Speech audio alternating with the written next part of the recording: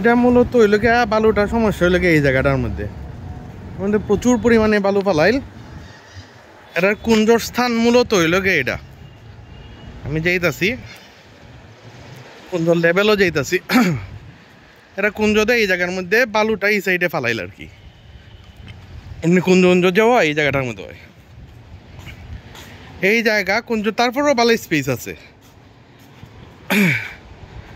সাইডে বালুটা একটু বেশি লাগবো, এটা নিয়ে ভাবতেছি। প্রচুর বালু ফালাই সাইডে, এটা সরার সম্ভাবনা এটা নিশ্চয়তা দিতে পারতেছে না। কইতেছে টাইম তো আছে, সরানি হইতে পারে বাট নিশ্চিত না। এই হইল গিয়া কথা। এখন আমি আস্তে আস্তে অলের দিকে যাইতেছি, দেখি অল দেখাইরাম। অল মোটামুটি বড়ই আছে, সমস্যা নাই, দেখাই দিলাম। এই হইল অবস্থা। এই হইল গিয়া অলের ফ্রন্ট